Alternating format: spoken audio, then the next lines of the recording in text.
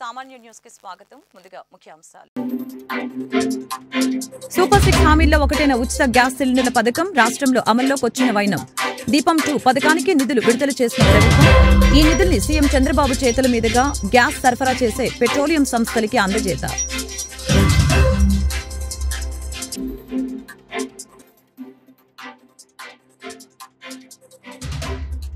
ఏపీకి పెట్టుబడుల లక్ష్యంగా పలువురు ప్రముఖులతో లోకేష్ భేటీ.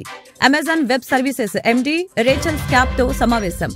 ఆంధ్రప్రదేశ్లో అమెజాన్ డేటా సెంటర్లు ఏర్పాటు చేయాలని విజ్ఞప్తి.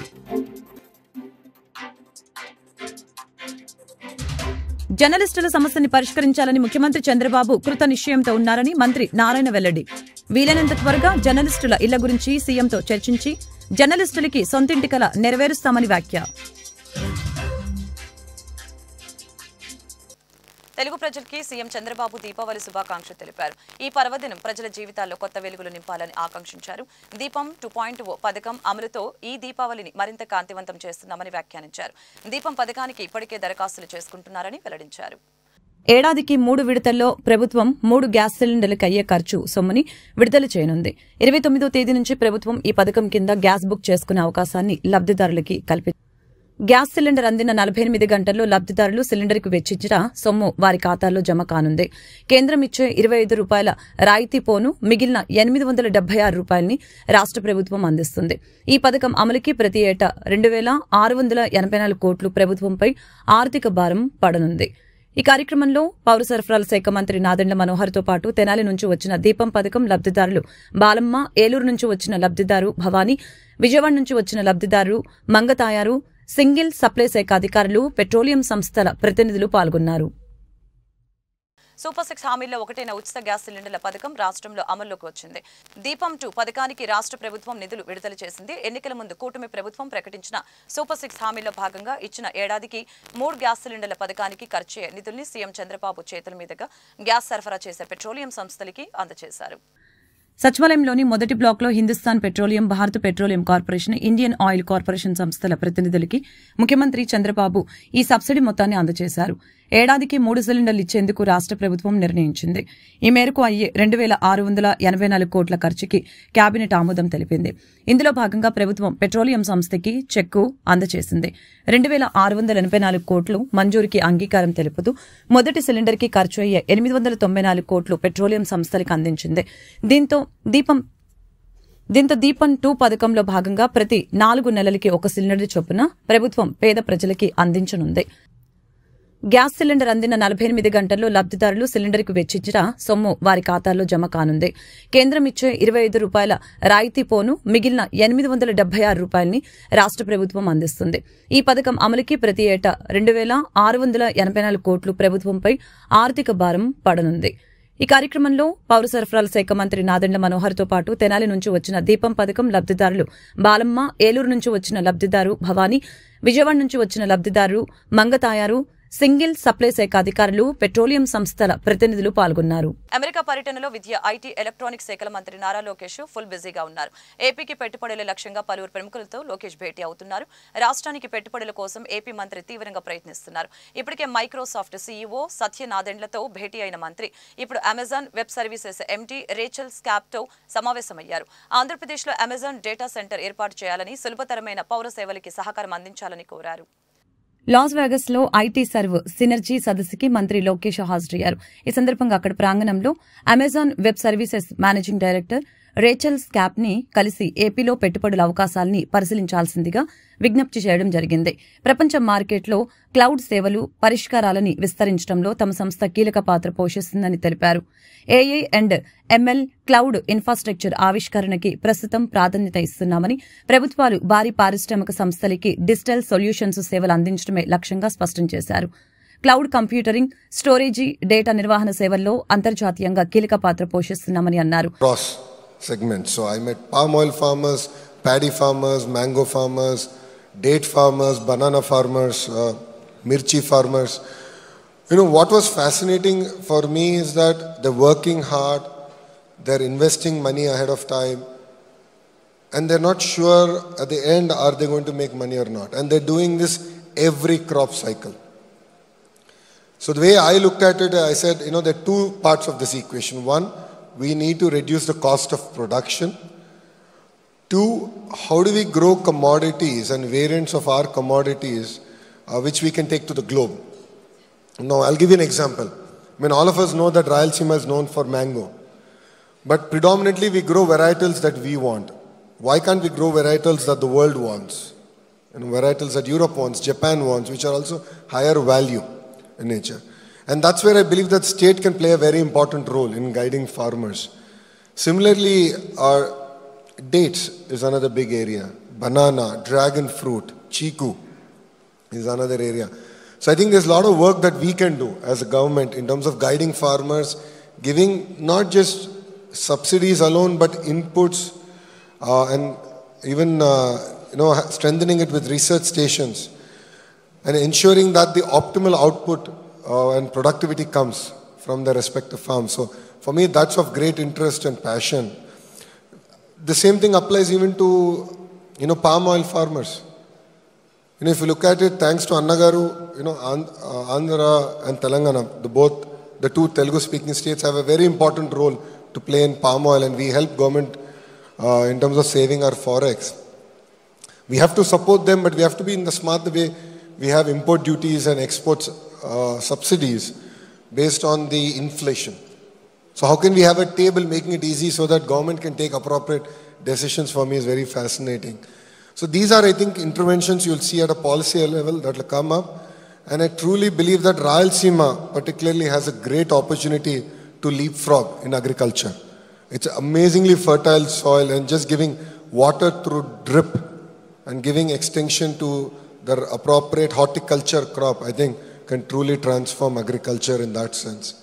And the last bit I'd like to add is technology plays an important role, more so from government's ability to map which commodity is being grown where and in what quantities, and how should government be prepared in terms of sale price hikes or slumps. Because there are days when tomatoes are highly priced, there are days when tomatoes go for 10 paisa, 50 paisa kg. So I think our government's ability to forecast that, prepare for that, and guide, advise farmers for that, I think will be very important, and that's something that we'll work on this time. Yeah, on the context of that, I've seen in your previous turn, you also attended Davos, and given that context, wanted to understand what is your strategy for attracting a lot of FDI, because I've seen you have delivered successfully on the government promise for Kia, and also you're quoting Foxconn and Brookfield. What do you see your strategy for bringing a lot of FDI investments to the state of AP? Fundamentally, two things. Number one, India requires a lot of policy intervention at the national level to attract greater investments to our nation. See, today, honestly, it's not just about competing amongst ourselves as states, but we are also competing with other countries. I'm competing with Vietnam for attracting electronics investments. I'm competing with Ecuador on aqua exports. I'm competing with other countries on agri-commodities. So it's very, very important that we largen the pie, create a very conducive environment for medium, large corporates, global corporates to look at India as their hub. Second, it's no longer about ease of doing business, it's about speed of doing business. So all the business process re-engineering that we're doing as state is to focus on speed of doing business. So, when I met Chandra sir, who's the chairperson of Tata Sons, and I was asking him what his advice to me would be, he said, just focus on speed of doing business. And he said, today corporates are spending $2, $3, $5 billion on each project. I mean, imagine a 6 months delay. It'll throw their entire business plan out of shape. 6 months delay would result in losses that they have to carry forward on their balance sheet. So our singular focus is on speed of doing business. We will compete with other states, and we will create a very conducive environment in Andhra Pradesh in terms of attracting investments and grounding those investments. And one example of that is how we closed TCS in a 90-minute meeting. That's the way we will work and get investments into state of Andhra Pradesh. Wow, that's a పాత్రికేయ వృత్తిలో పనిచేస్తున్న print electronic media జర్నలిస్టులు photo video జర్నలిస్టులు అతి తక్కువ జీతాలు పొందుతూ నిబద్ధతతో సమాజ సేవలో పాల్పంచుకుంటున్నారని మంత్రి నారాయణ సెంట్రల్ ఎమ్మెల్యే బోండా ఉమామేశ్వరరావులు తెలిపారు. జర్నలిస్టుల సమస్యని పరిష్కరించాలని ముఖ్యమంత్రి చంద్రబాబు కృత నిశ్చయంతో ఉన్నారని అన్నారు. వాస్తవ పరిస్థితుల్ని పరిగణలోకి తీసుకుని వార్తలు ప్రచురించి జర్నలిజానికి మరింత వన్నె తెచ్చేందుకు కృషి చేయాలని చెప్పారు. పీఎం స్వనిధి పథకం అమల్లో ఉత్తమ పనితీరుని కనపరిచిన అధికారులకి, బ్యాంకర్లకి అవార్డు ప్రదానోత్సవ కార్యక్రమం మంగళవారం తుమ్మలపల్లి క్షేత్రీయ కళాక్షేత్రంలో జరిగింది. ఈ కార్యక్రమానికి రాష్ట్ర పురపాలక శాఖ మంత్రి పొంగూరు నారాయణ హాజరయ్యారు. ఈ కార్యక్రమంలో ఆయన మాట్లాడుతూ మహిళల్ని లక్షలాధికారుల్ని చేయటమే లక్ష్యంగా పథకాలని అమలు చేస్తున్నట్లు తెలియజేశారు. అలాగనే పేదలంతా కూడా ఈ పథకాన్ని సద్వినియోగపరుచుకోవాలని కోరారు. జాతీయ స్థాయిలో, రాష్ట్ర స్థాయిలో ఉత్తమ పనితీరు కనపరిచిన అధికారులు, బ్యాంకర్లకి అవార్డులు సాధించిన మున్సిపాలిటీ కమిషనర్లకి అభినందనలు తెలిపారు. ఈ పథకం రుణాలపై కేంద్రం 7% వడ్డీ రాయితీ ఇస్తుందని, కేవలం 4.5% వడ్డీ మాత్రమే లబ్దిదారులు భరించాల్సి ఉంటుందని చెప్పారు. పేదలంతా కూడా పీఎం స్వనిధి పథకాన్ని సద్వినియోగపరుచుకోవాలని కోరారు. సీఎం స్వనిధి పథకం కింద 5,48,957 దరఖాస్తులు రాగా 5,02,894 మంది పేదలకి రుణాలిచ్చారని చెప్పారు. రాష్ట్రంలో ఉన్న పొదుపు మహిళలు వ్యాపారాలు చేస్తే రాష్ట్రం ఎంతో అభివృద్ధి చెందుతుందని తెలిపారు. నేను ఫస్ట్ యూనియన్ బ్యాంక్లో 5,000 అప్పు తీసుకున్నా. నెల్లూరులో అరుణాచలపురం సొంత స్థలం ఉంటే అక్కడ ఇల్లు రినోవేట్ చేయడం కోసంగా అక్కడే కోచింగ్ ఇచ్చేవాడిని. ఆ రూమ్ రెనోవేట్కి 5,000 తీసుకున్నా ఫస్ట్ అప్పు. 1979 యూనియన్ బ్యాంక్. ఆ తర్వాత అంచెలంచెలుగా కష్టపడుతూ ఈరోజు ఎదిగాను. ఎందుకంటే ఇందాక శ్రీనివాస్ గారు చెప్పారు, 10,000తో ఆగదు, 20,000తో ఆగదు, 50,000తో ఆగదు, కోటితో ఆగదు, 5 కోట్లు అంతకంటేగా పోవచ్చని.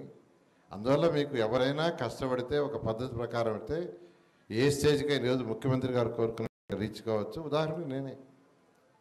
అందువల్ల మీరు అందరూ చేయండి.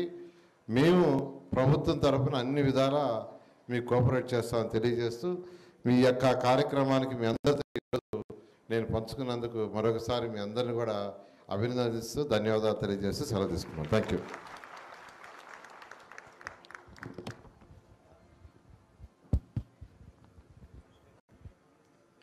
స్ఫూర్తిదాయకమైన మీ విజయగాథతో పాటు ఇప్పటి వరకు కొద్దిమంది స్ట్రీట్ వెండర్స్ విజయగాథలు కూడా మాతో పంచుకున్నారు సార్. మీ విజయగాథ ఈ స్థితికి వచ్చిన క్రమం కూడా ఖచ్చితంగా మా అందరికీ స్ఫూర్తినిస్తుంది. ఇప్పుడు స్ట్రీట్ వెండర్ చిరంజీవి తమ విజయగాథని మీ సమక్షంలో మా అందరితో పంచుకుంటాడు.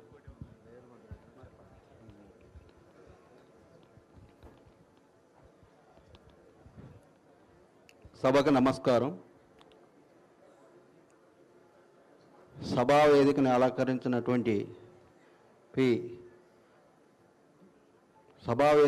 అలంకరించినటువంటి ఆంధ్రప్రదేశ్ ప్రభుత్వ మున్సిపల్ శాఖ మార్చులు శ్రీ మాన్య శ్రీ పి నారాయణ గారికి,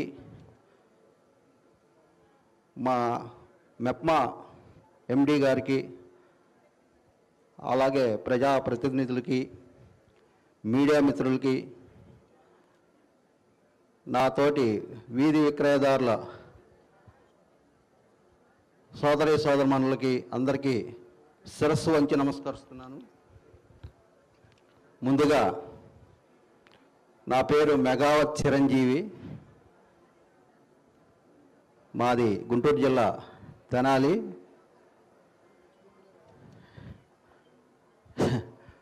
చిన్న విషయం చెప్పాలి. నేను పెద్దగా ఏం చదువుకోలేదండి. ఏలు ముద్ర కానీ, అప్పు వైటు, అండర్ బ్లాక్,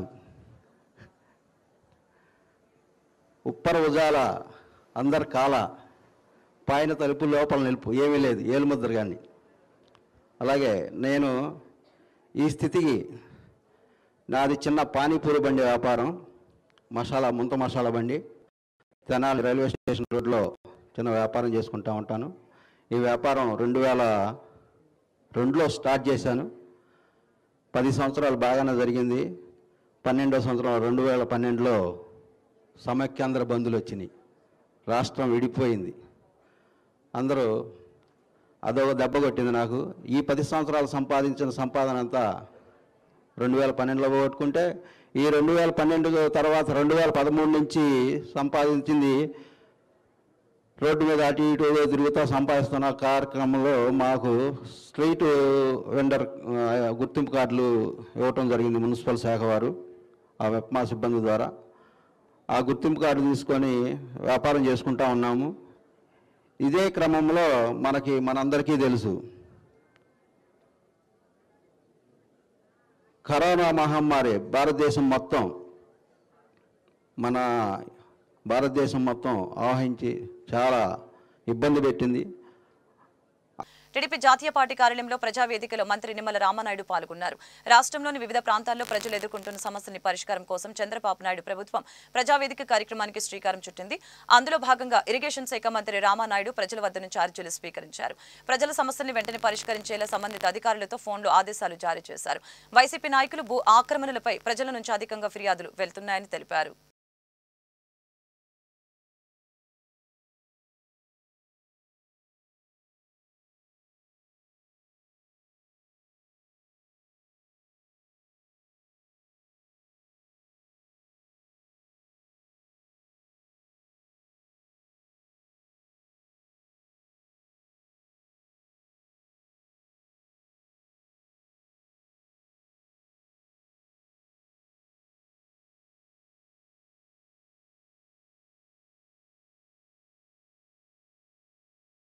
కూటమి ప్రభుత్వం సూపర్ 6 పథకాల్లో భాగంగా ప్రతి మహిళకి ఏడాదికి 3 గ్యాస్ సిలిండర్లు ఉచితంగా ఇవ్వాలని హామీని దీపావళి పండుగ రోజు నుంచి అమలు చేస్తుందని సెంట్రల్ ఎమ్మెల్యే బోండా ఉమామేశ్వరరావు అన్నారు. కూటమి చేసిన వాగ్దానాలని అమలు పరుస్తుందని చెప్పారు. 57వ డివిజన్లో దీపావళి ఒక రోజు ముందుగానే వచ్చిందని ఎమ్మెల్యే అన్నారు.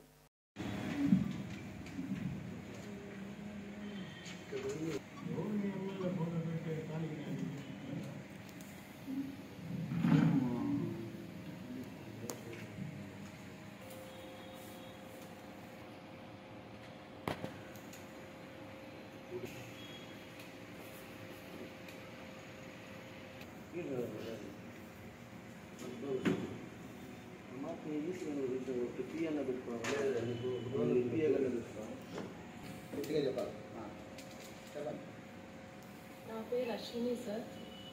నేను తెట్టు కలకడ మండలం నుంచి వచ్చినాను సార్. నా భర్తకి లివర్ ప్రాబ్లం అని చెప్పినారు సార్. 1 మంత్ నుంచి ఫీవర్ ఉంది సార్.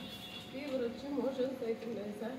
మోషన్స్ అవుతుంటే మేము మదనపల్లిలో ఉంటున్నాం సార్. మదనపల్లిలో చిన్న హాస్పిటల్కి వెళ్ళినాం సార్. ఆర్ఎంపీ దగ్గరికి వెళితే మీరు పెద్ద హాస్పిటల్కి వెళ్ళండి అని రెఫర్ చేసినాను సార్. అప్పుడు మేము చెన్నై గ్లోబల్ హాస్పిటల్కి వెళ్ళినాం సార్. అక్కడికి వెళితే మీ ఆయనకి లివర్ ట్రాన్స్ప్లాంటేషన్ చేయాలమ్మా, ఫస్ట్ బయాప్సీ చేసినారు సార్. బయాప్సీకి 50,000 తీసుకున్నారు సార్. మళ్ళీ సిటీ యాంజియో చేసినారు సార్, దానికి 30,000 తీసుకున్నారు సార్. తర్వాత దాన్ని చూసి మెడిసిన్ పెట్టినారు సార్. 1 వీక్ తగ్గలేదు సార్. దానికోసం అన్నట్టు మీరు గ్లోబల్ హాస్పిటల్లో మీరు లివర్ ట్రాన్స్ప్లాంటేషన్ చేయాలా 50 లక్షలు అవుతుందని చెప్పినారు సార్. మేము ఇప్పటి వరకునే 5 లక్షలు పెట్టేసినాం సార్. మా వల్ల ఇంకేం లేదు సార్. ఎవరన్నా సహాయం చేయండి సార్. నేను 2 బిడ్డలు నేర్చుకుని ఎట్లా సాగాలి సార్. రీసెంట్గా మా నాన్న 4 నెలలు అయినాడు సార్, చనిపోయినాడు సార్. మా నాన్న బండిలో నుంచి పడి 3 ఆపరేషన్లు చేయించినా బతకలేదు సార్. మా ఆయనకి లివర్ ట్రాన్స్ప్లాంటేషన్ చేయాలన్నారు సార్. లాస్ట్కి 3 డేస్ బ్యాక్ టాబ్లెట్స్కి ఏం లేవు, రెఫర్ చేసినారు సార్. వాళ్ళ ఇంటికి అమౌంట్ అడ్జస్ట్ చేసుకొని రాండి, ఒకసారి లివర్ బయాప్సీ చేయాలంటే లివర్ డయాలసిస్ చేయాలంటే 5 లక్షలు అవుతుంది అన్నారు సార్. ఒక్కొక్కసారికి 5 లక్షలు అన్నారు సార్. అందుకోసమని ఇంటికి పంపించేసినారు సార్. మాతలు తీసుకున్నప్పుడు డబ్బులు లేకుండా ఉంటే నా మాంగళ్యం పెట్టేసి మాతలు తీసుకున్నాను సార్.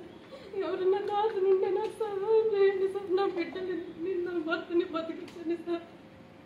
నా భర్త లేకుండా నేను నా పిల్లలు బతకలేను సార్. నా భర్త ఏమన్నా అయితే నా పిల్లలు నేను చనిపోతాను sir. Chandrababu Naidu sir, Pawan Kalyan sir, Chiranjeevi sir, ఎవరు ఒకరు నా భర్తను రక్షించండి సార్, ప్లీజ్ సార్. ఎప్పటి నుంచి సార్ నెల నుంచి పోలేదు సార్. హాస్పిటల్లో ఎప్పటి నుంచి ట్రీట్మెంట్ ఇస్తున్నారా? 1 మంత్ నుంచి సార్. అంతకుముందు ఏం లేదు సార్. 1 మంత్ నుంచి తీసుకున్నాం సార్. వాళ్ళు లివర్ ట్రాన్స్ప్లాంటేషన్ చేయాలన్నారు సార్. మేము సీఎం రిలీఫ్ ఫండ్ కి ట్రై చేస్తే వాళ్ళు 10 లక్షలు ఇస్తామన్నారు సార్. 10 లక్షలు ఎటువంటి దీనికి చాలా దొంటారు సార్ వాళ్ళు. లేదు సార్, ఇంకా రాలేదు సార్.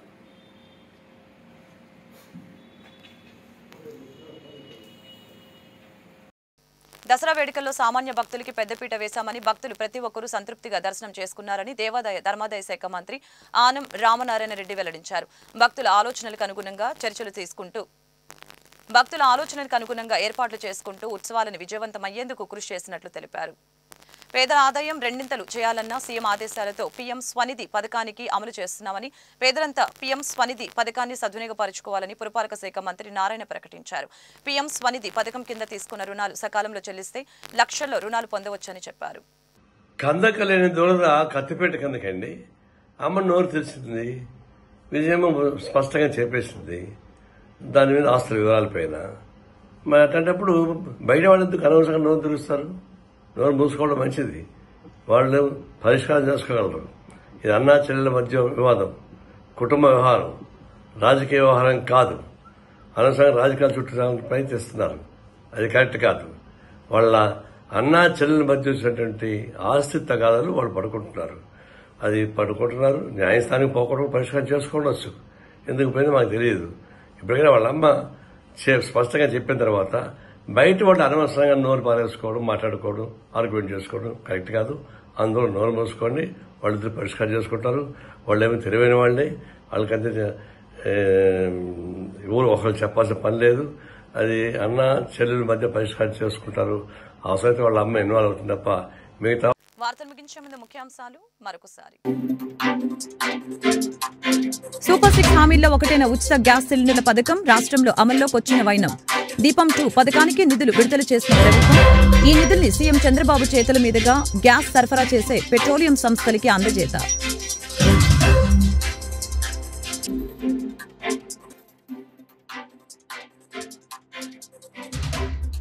ఏపీకి పెట్టుబడుల లక్ష్యంగా పలువురు ప్రముఖులతో లోకేష్ భేటీ.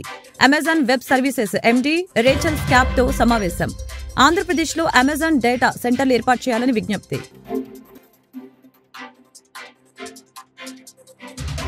జర్నలిస్టుల సమస్యని పరిష్కరించాలని ముఖ్యమంత్రి చంద్రబాబు కృత నిశ్చయంతో ఉన్నారని మంత్రి నారాయణ వెల్లడి.